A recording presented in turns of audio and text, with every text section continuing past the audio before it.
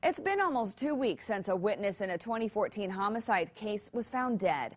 Railroad workers found Drayden Troyer's body near the train tracks just south of downtown Fort Wayne. Tonight, his fiance talks exclusively with News Channel 15's Sara Wagner about Troyer's difficult life. The coroner ruled the death accidental, but it still left many unanswered questions. Why was Troyer walking on the tracks? Was it really an accident or some sort of retaliation for speaking out in a homicide case?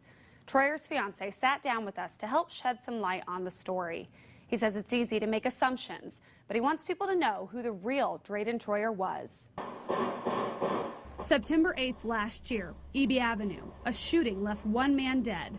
Marcus Lindsay and Charles Benson both are facing murder charges. Drayden Troyer was a witness in the case. According to court documents, Troyer met Lindsay and Benson in a park after the shooting. Police pulled their car over 3 hours later. Troyer was arrested for cocaine possession, but later told police the men he was with just committed a homicide.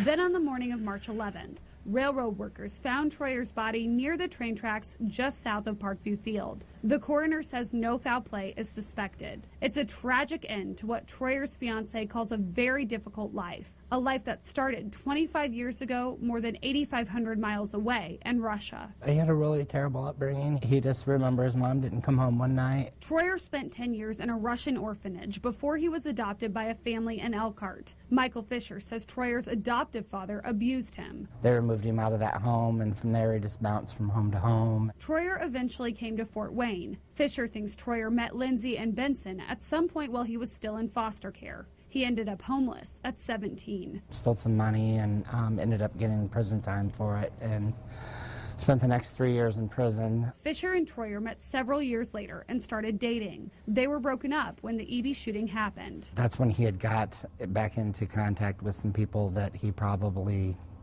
shouldn't have. Fisher calls that night a turning point for Troyer. The two got back together after that. 6 months, Fisher calls the happiest time of his life. We just got engaged, so on the 7th of March.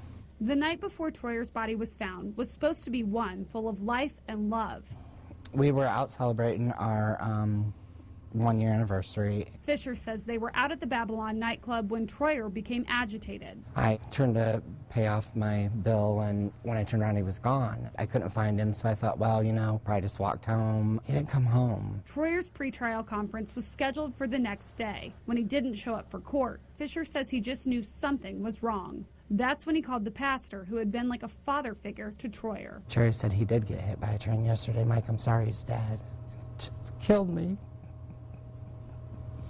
Because Troyer was a witness in a high-profile murder case, many find it hard to believe his death was truly accidental. But the coroner's ruling is something Fisher firmly believes to be the truth. I know he didn't jump in front of the train. Fisher also doesn't suspect any sort of retaliation, although he says that was something Troyer always feared. We kept a low profile, and because we didn't know if something could come about of his testimony. Fisher says that backlash never came. He says the coroner told him that the combination of wearing headphones, walking close to the tracks, and very poor visibility that night more than likely led to the accident. He was wearing our engagement ring, and you can see where the train must have hit it because it didn't knock the diamonds out, but it pushed him inside the ring. Fisher says the last 2 weeks have been nearly unbearable. He's visited the makeshift memorial near the train tracks almost every day since the accident. He wasn't a bad person. He made mistakes, but we all make mistakes. We all have our demons, and he had his as well, but I think he was trying to finally get them put behind him. Our conversation with Michael lasted nearly 45 minutes. You can watch an extended interview in this story on our website, wayne.com. In Studio 15, Sara Wagner, News Channel 15. And a quick recap of the status of that case. Marcus Lindsay pleaded guilty to helping Charles Benson. In February, he was sentenced to 4 years in prison. He does plan to appeal that sentence. Benson is charged with murder, unlawful possession of a firearm by a felon, and he's charged for being a habitual offender. His trial is scheduled for May.